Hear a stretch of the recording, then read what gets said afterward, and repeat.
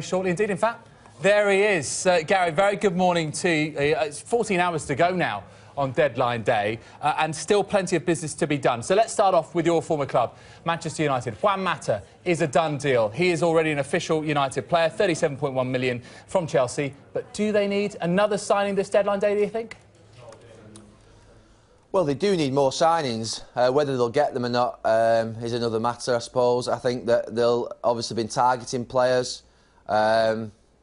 If in the summer when Manchester United made bids for players, obviously it was quite public and everybody was aware of it. So I would say that at this moment in time, the way in which football works now, you know, the agents and people around, I would say that they probably haven't made bids for players because we would have heard about it. So at this moment in time, they mustn't feel as though they can get their hands on the players that they want, but I wouldn't rule anything out. How much of a boost do new signings like Mata give a club at this stage of the season in January?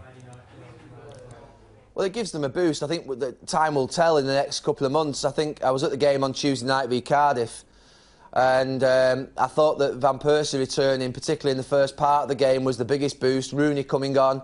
You know, Mata did a couple of nice things, but you've got to remember Rooney, Van Persie and Mata, they're all probably not at the highest fitness levels. And they've lacked creativity in the final third, amongst other things, in this last couple of months. So he will add something for them. Like I say, they needed somebody to lift the club. It had been a bit flat, the confidence had been low and the belief was low in the last period of time. And what about Manchester City, Gary? Do they need reinforcements, even though they are top of the table? They probably do, but not to the extent maybe of others. I thought the performance against Tottenham on Wednesday night was a fantastic performance. I know that maybe Tottenham fans can sort of look at a couple of decisions that didn't go the way, but they were never winning that match. That was a fantastic performance from City. And at the moment, you know, if I think back to last season where we were talking about the Premier League not being able to attract players, about the fact that it looked like we were sort of way off when it comes to European competition, you know, just looking at Manchester City at this moment in time and Chelsea coming up on the rails a little bit, I feel as though there are two teams there that aren't too far away. And I thought, like I say, the power and strength in City's performance the other night was brilliant to watch. And what about Mesut Ozil, who signed for Arsenal in the summer? He made that big impact in August. But now, looking ahead to 2014, what sort of player do Arsenal need going forward? I thought Arsene Wenger would do business in this window. He obviously tried. I thought that the centre-forward position, I think Walcott getting injured, there's injury to Ramsey. The fact that Giroud hasn't got what you'd call a genuine understudy, and whether he's absolutely top of the tree when it comes to trying to win a championship. I did think that with other teams in transition, United, City and Chelsea, this is a great opportunity for Arsenal to win the title this season.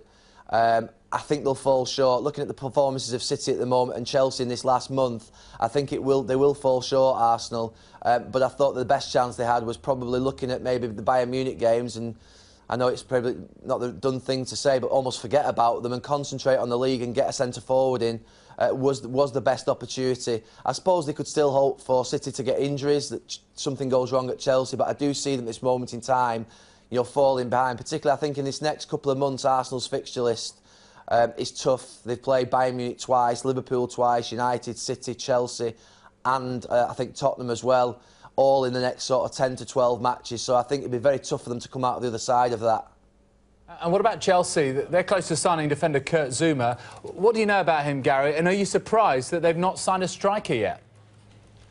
They must have something lined up for the summer, Chelsea. Jose Mourinho, in November, I think it was, said that they weren't going to sign a centre-forward in January, which I thought was a strange thing to say, particularly considering they brought in Salah, another winger.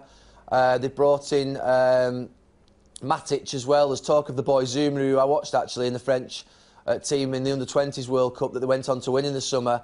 But I think that is that you look at the 0-0 the other night against West Ham, it will be there, I think, where ultimately it may cost Chelsea this season. I think there's been a big improvement in Chelsea in this last month in their football. I felt in sort of October, November, you could see Jose Mourinho's face. He didn't look quite happy with the group at his disposal, with the players. He didn't feel like it was his team, but I think there's been signs in this last month in the performances against United and Liverpool in particular that I've seen, and Southampton in the second half, where I've thought there's signs of a Mourinho team developing here, but it may have to be next season before we see them actually get to the point where he wants them.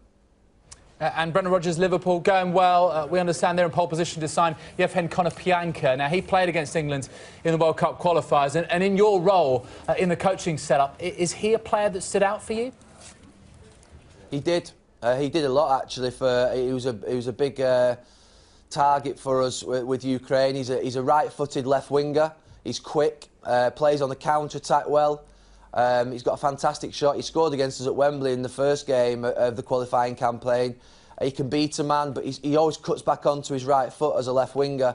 But he's a big talent. I think the big question with him, I suppose, will be how he travels and whether he can, bring that talent over with him. They like the home birds, really, Ukrainians, and I think that for me, it's whether he can actually develop over here with Liverpool and whether he can settle into the sort of different environment. Cardiff, in for Wilfried Zaha, on loan from Manchester United. Good move for both parties, do you think? I think it could be, yeah. I think Zaha, you could argue, people would say that his development has been halted in this last few months, not playing a lot of football, but I suppose in some ways, bedding him in at Manchester United and getting him used to the club, I suppose, has been the main reason for that. But he does now need to play football. I think that young players that are developing, they can't be out of the game too long, particularly when you think of the season he had last year and the impact he had. He'll want to get back playing in front of big crowds and obviously where it matters, and that's in first-team football. And I think, like I say, he's had enough time now out of the limelight. I think it'd be good for him to get 3 or 4 months of football towards the end of the season. And Crystal Palace, this morning we've learned that they've had bids accepted for the Wolves keeper Wayne Hennessy and the Celtic midfielder Joe Ledley. What do you make of those two potential signings?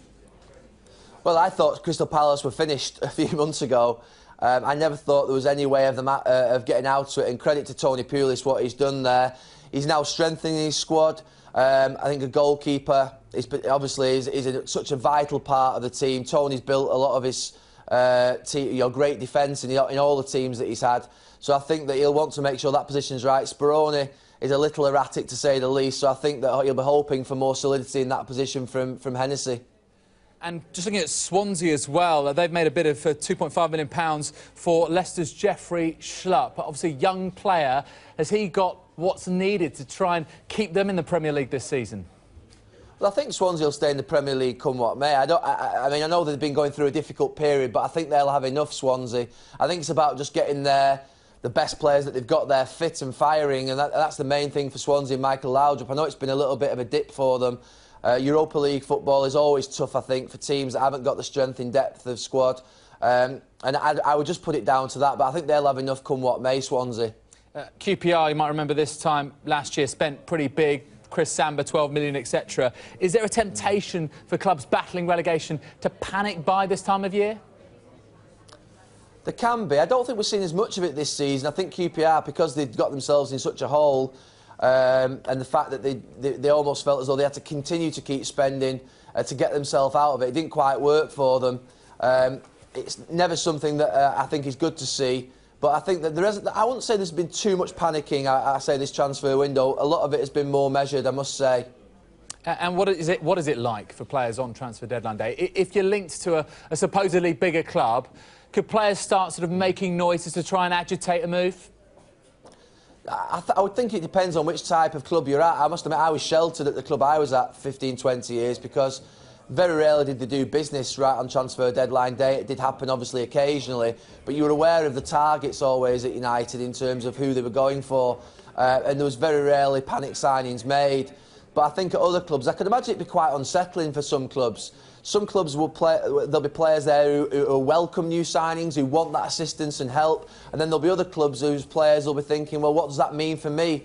I don't think it's particularly a great thing for a player in terms of if it unsettles the team and you think that you're going to be out of the squad. Think of what the Crystal Palace goalkeeper's thinking now that his boss has just made a bid for another goalkeeper. So he's not going to make him feel particularly great about himself. So it can unsettle players as well as it can obviously lift players. And let's speak about a couple of other clubs who are in trouble. Fulham and West Ham. There appears to be a bit of a tug of war over Kostas Mitroglou. He's a player who's played in the Champions League. Is he a player who you think can adapt to the Premier League? And that's the big question. You can sign players at £30 million and they don't adapt to the Premier League. So it'd be a big loss to Olympiacos, I know that. So I think that Fulham, they need something. They need something. But I would say with the, they've got Berbatov.